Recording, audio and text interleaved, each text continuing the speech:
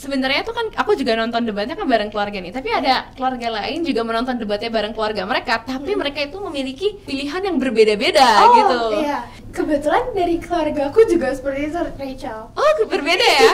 Terus menanggapi diversity itu kayak gimana tuh? Kita lebih ke hormati pilihan masing-masing. Iya. Ada yang berantem nggak? Ada yang berantem nggak? Paling berantem tipis seperti kayak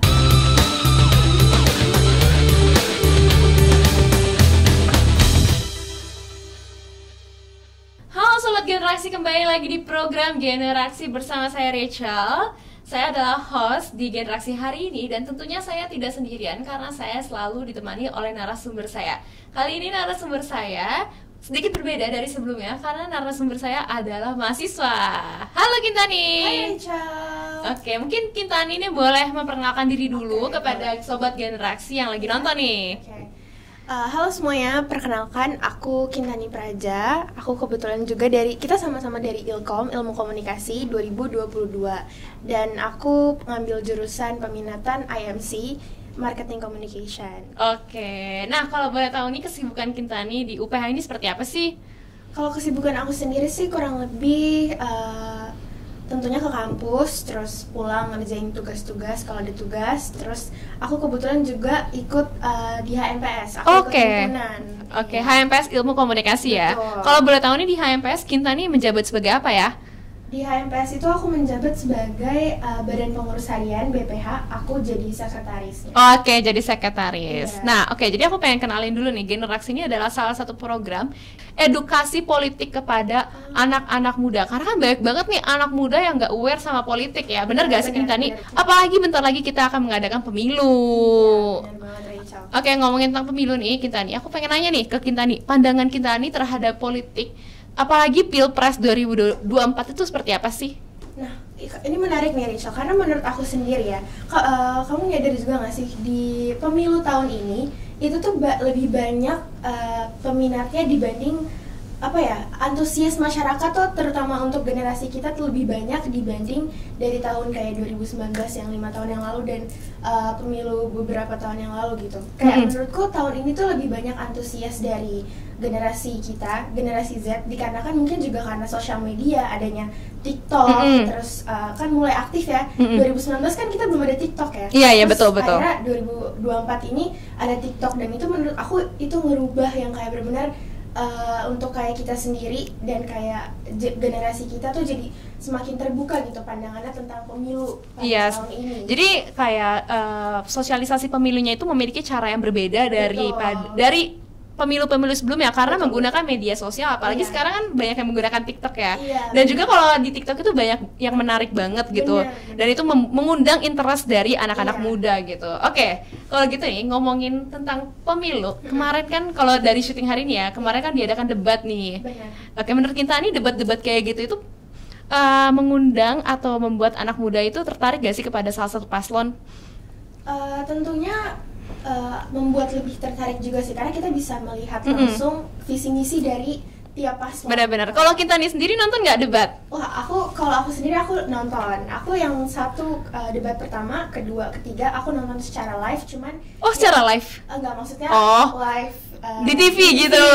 Dikira nonton secara langsung gitu. Cuman yang kebetulan yang keempat dan yang kelima ini aku nonton rekaman ulangnya gitu. Rekaman ulangnya ya, belum sempat ya. Oke, tapi yang penting nonton aja gitu.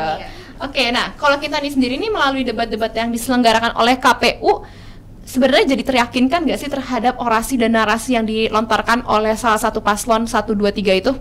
Kalau dari aku sendiri sih tentunya makin teryakinkan kan, karena dengan adanya debat ini kan kita juga jadi tahu ya, maksudnya pandangan dari tiap paslon ini seperti apa, terus dari capres dan cawapresnya juga seperti apa. Jadi menurutku debat ini sangat-sangat membantu untuk kayak kita jadi tahu nih tiap paslon ini tuh apa aja gitu, visi misinya juga kayak kita juga bisa melihat nih cara mereka menangani dan juga menjawab pertanyaan yang dilontarkan tuh seperti apa, apakah dengan cara yang emosional atau seperti apa. Jadi kita jadi masih makin bisa lihat terbuka gitu, ya. Terbuka. Oke. Apalagi banyak orang yang nonton, jadi kayak secara nggak langsung kita tuh kayak menilai mereka itu sebenarnya capable gak sih jadi presiden atau wakil presiden gitu ya.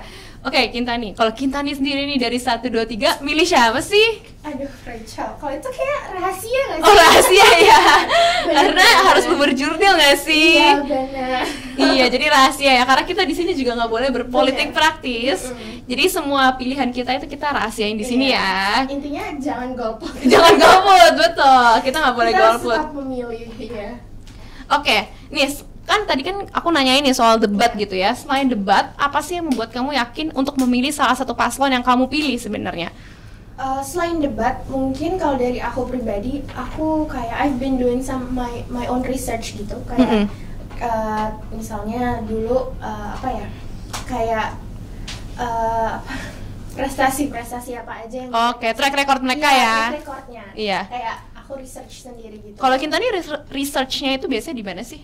Aku kalau nggak paling di Google sih biasanya. Di Google ya? Iya. Oke. Kalau aku sih biasanya kayak ada social media gitu, misalnya di Instagram, salah satu account lah ya, biar nggak mempromosikan mereka, tapi kayak ada salah satu account yang membahas tentang track record mereka, visi misi mereka. Jadi kita juga lebih aware dengan cara kemasan yang lebih menarik dan supaya kita tuh tertarik untuk baca track record mereka gitu. Jadi nggak cuma dari TikTok aja nih, media sosial yang TikTok gitu ya. Kan ada yang gimmick kampanye politik kan. Tapi ada juga yang kita melihat bukan kampanye, track record mereka itu berdasarkan apa yang mereka lakukan. Mungkin sejarah-sejarah yang dilakukan oleh mereka gitu kan. Nah, oke, ngomongin debat lagi nih, Kintani. Coba boleh nggak sih rate debat kemarin? Menurut kamu berapa tuh? Rate debat yang mana? Yang kelima? Yang kelima, yang terakhir. Menurutku lumayan seru ya, cukup seru karena ini debat terakhir, final debate gitu. Final debate ya? Iya, jadi menurutku seru sih. Aku rate berapa ya? 8,5/10 deh. 8,5/10. Kalau misalnya boleh urut ini debat yang paling seru dari 1, 2, 3, 4, 5. Coba kita urutin ya. Kan nomor 1 kan debat capres nih. Nomor 2 cawapres. 3 capres lagi, 4 cawapres. Terakhir cawapres lagi. Yang paling seru yang mana nih? Yang pertama. Kalau pertama menurutku ya, aku suka banget debat cawapres yang pertama. Debat cawapres pertama ya. Itu kayak apa ya? Seru.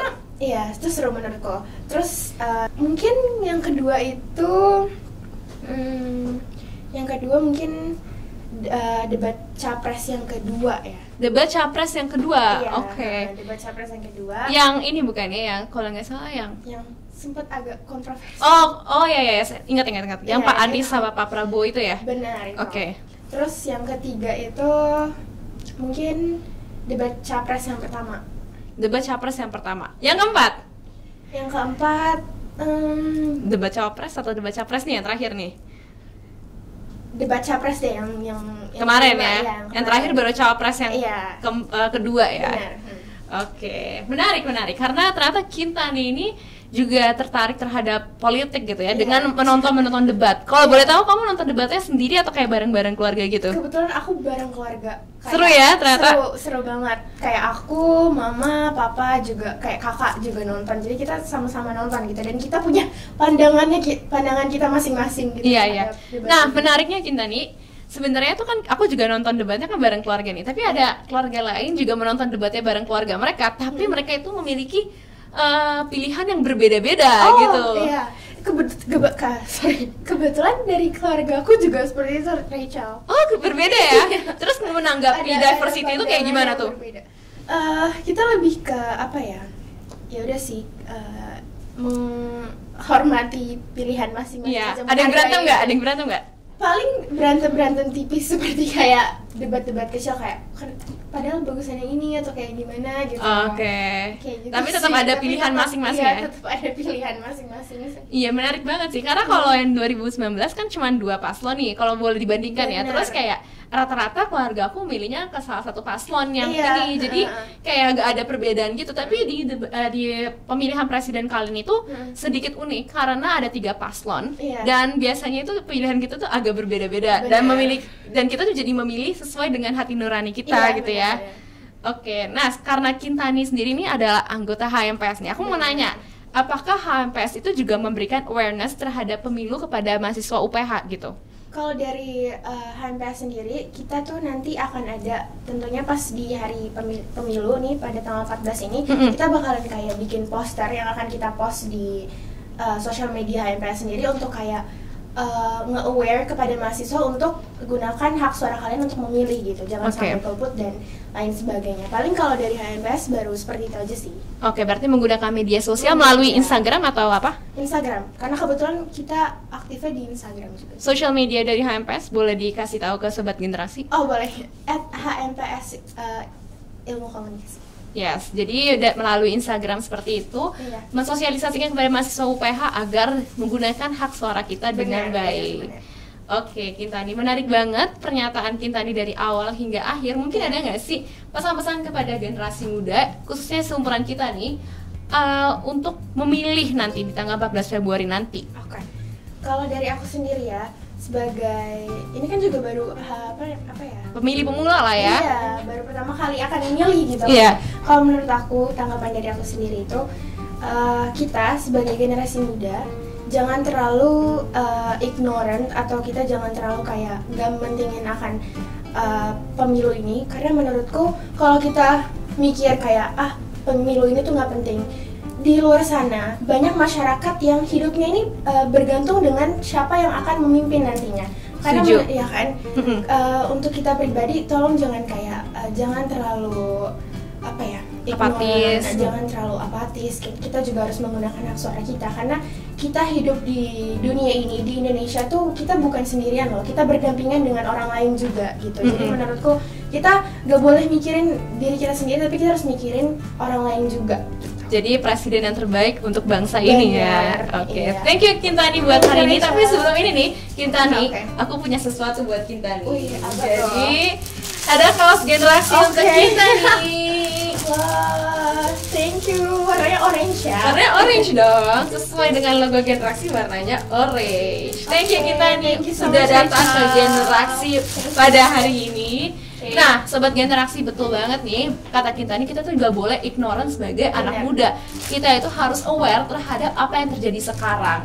Dan jangan sampai pada 14 Februari nanti di hari pemilu kita itu gak milih, apalagi golput gitu ya. Jadi kita harus menggunakan hak suara kita dengan baik untuk bangsa Indonesia agar lebih maju. Aku Rachel pamit undur diri, dan juga Kintani. See you on the next episode of Generasi. Bye-bye.